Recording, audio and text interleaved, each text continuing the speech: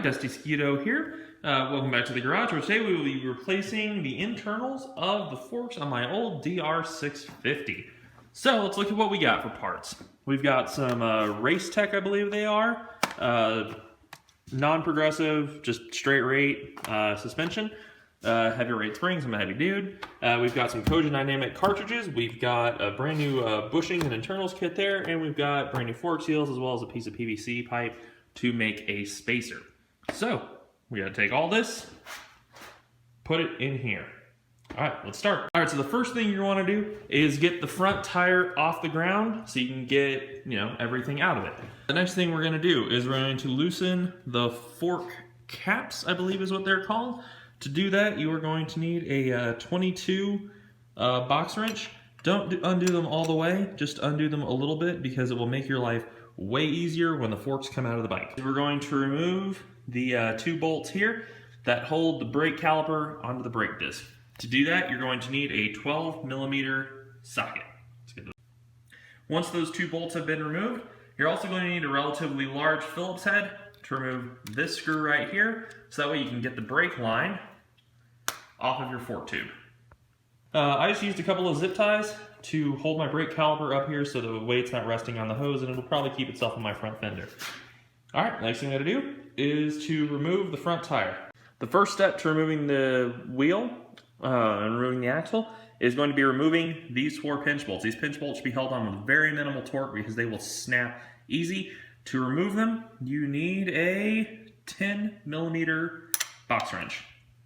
Removing the axle is next up. For that, we're going to need a 19 socket. Let's go ahead and take out this guy right here. This is what holds your speedometer cable, or your speedometer sensor cable to your fork tube. It's 10mm. The next things that have to be loosened, not removed, just loosened, are these. These are some 13mm pinch bolts. Something else that needs to be loosened to save you a bit of time is this bolt right here. This is mostly responsible for holding your turn signal on. However, just loosen it up a little bit and that'll make removing your forks that much easier. All right, so those so these bolts have been loosened. These are a 14, by the way. With that in mind, we should be ready to just slide the forks out of the tubes. And just like that, we have some fork tubes with some pretty clear leaking problems. In my opinion, the next thing that you should be doing is removing the little Phillips head screws that hold on your fork boots. All right, guys, so now it's time to pull these caps, which I believe are 22mm, off the top of the forks. This would be a righteous pain in the butt if we didn't loosen them while they were still being held in place by the clamps. All right, so I've let these drain for about long enough for me to have a beer. So the next step, we're gonna get the springs out, and then we're just gonna pump the tubes up and down a bit, just work the tubes, make sure there's nothing left in there that's gonna spill out all over the place. Okay, so now we've got our springs out and we've got both the fork tubes collapsed. Now, the DR650 has what they call dampener rod fork tubes, which means there is a metal rod that goes from here to about here-ish, and it's bolted on via an Allen head screw on the bottom of each fork tube. Now, you're gonna have trouble getting it out because if you try to just spin this Allen head, the actual dampener rod itself is just going to turn. So we need a special tool for that. So this is a dampener rod holding tool. It's basically hex head here. Attached to a long tube, and it's just got a hole in the end so you can stick a screwdriver or something through. So when you lean those tubes up against the ground, this piece goes down the tube, locks and engages, and prevents it from turning. And then you can just get those Allen heads out. Okay, so the bolt from the end of the fork tube is out. It's an 8mm hex head. There is a washer that goes with it. One of mine stayed in the fork tube, so just keep that in mind, look out for it later. These things can be brought out with just a regular Allen head, like that said right there. However, it's way easier if you just spend the 25-30 bucks, go to Harbor Freight and get yourself an actual impact driver. Now we'll move on to disassembling the tubes. All right, so the next thing we need to remove is the snap ring and the seals. Now seated down in there, you may be able to see it. There's a little metal wire snap ring. The easiest thing that you can do to get that out, just use a little flathead screwdriver, reach in here, pick it out. So here's what those snap rings look like. Nothing much to them. I believe my bushing kit actually includes new snap rings, but I'm not gonna count on that, so you're gonna set these aside. Now to get the actual seals out of the tube, now that we've undone this bolt down here, we really just have to keep just driving the fork tubes apart from each other until the seals pop. And look at that, just like that, our fork tubes have been disassembled. So sitting down here, here's the cup that mates up to this bottom end down here. This is your dampener rod. From what I understand, basically just dampens your suspension by having oil flow through these holes right here. And somehow that softens the blow a bit. This right here is your bottom out spring. So when your fork extends all the way, this kind of softens that blow. Now, at the top of the spring, under the cap, there would be a spacer that goes right here. However, if you're going to lower your factory suspension using the factory lowering method, you would take that spacer and you would put it right here so that your forks just naturally sit lower in their travel.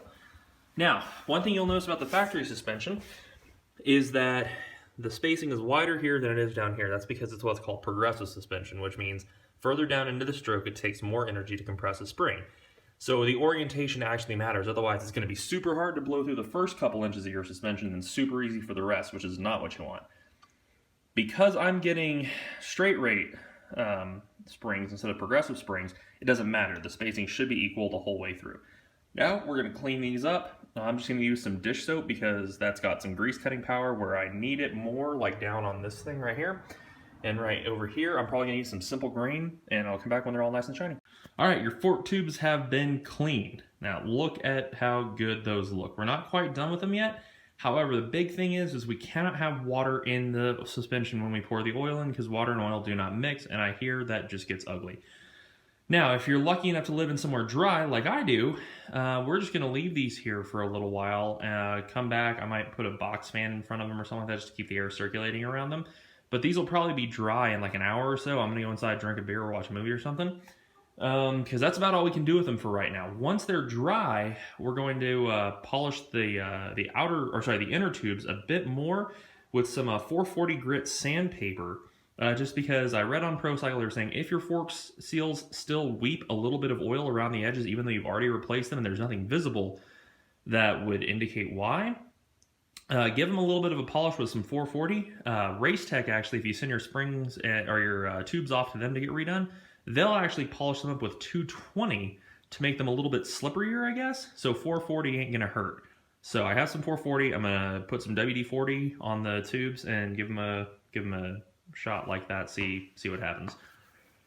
In the meantime, you can clean up all this stuff down here that you're going to be reusing, which is going to be your dampener rods, your dampener rod springs, and I think the cups. If you have the bushing replacement kit, here's the order that this all goes in. You got your lower bushing, you got the bushing that goes above it, we'll call it the upper bushing. You got a washer, oil seal, dust seal. Alright. Okay, so everything's not totally dry yet, but I got the outers of the inner tubes dried off, so I can start on them. So I got some WD-40, some wet dry 400 grit sandpaper.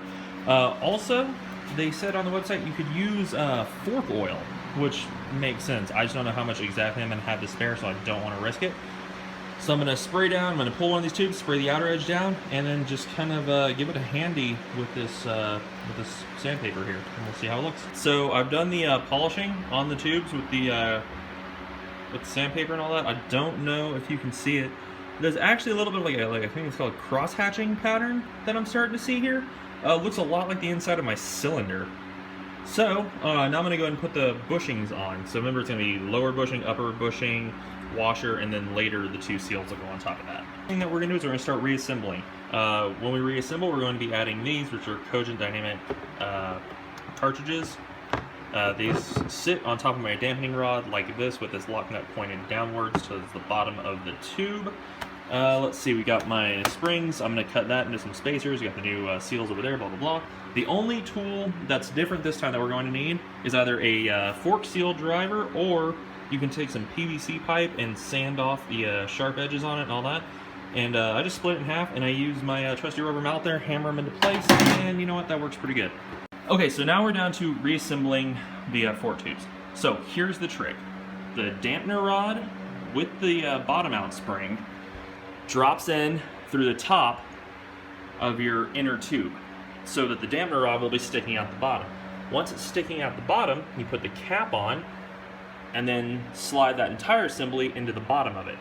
Now, you're going to hold everything in place and get that dampener rod holding tool I showed you earlier, put it in there, hold it in place, flip the whole thing upside down, being careful to hold your bushings and your washer in place, and then you just insert the Allen screw. Now I used an impact driver to get it out. I did not use it to put it in, just I wanted to be careful. I don't know how much torque that thing puts out, don't want to risk it.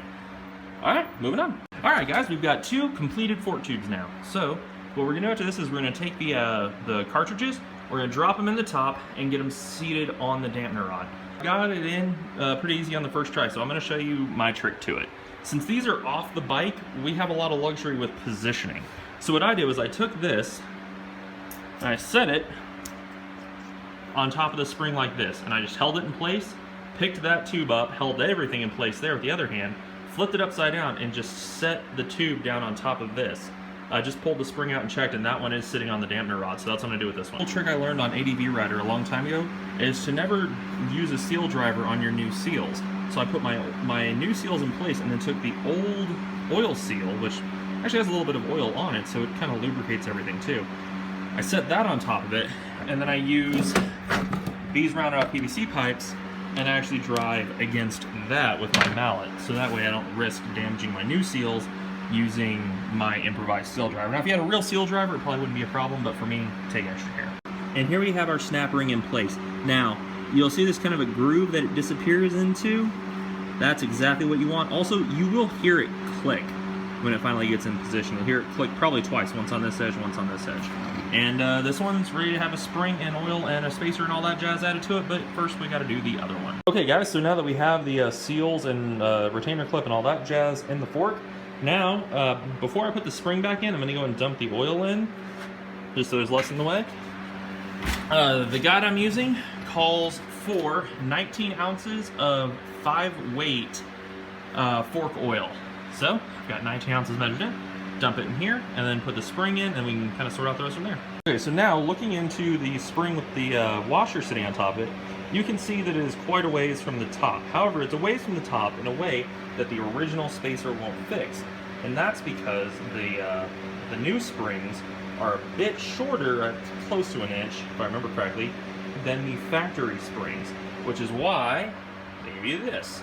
So, we're going to peel that label off, and I want the preload to be set so that it is basically flush with the top without the cap on. So I'm just going to stick that in there, draw a line on it with a Sharpie, and hacksaw that bad boy and sand it smooth. And there's our beautiful shiny new forks. Well, they say new, but not really. Alright, so next thing to do is finish drying those out with box fan here. Put them back on the fork tubes, put the fork tubes back on the bike. Alright guys, so we are all done. Well, if all you're doing is the fork upgrade, you are all done. Get your wheel back on, get your brake back on.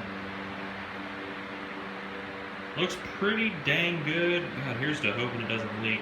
I'm also doing some work on my trail tech, so I got more work ahead of me. But anyways, guys, thanks for tagging along with me. Hopefully some of y'all found this useful. Maybe a pointer or two that did you good. Alright, how we going?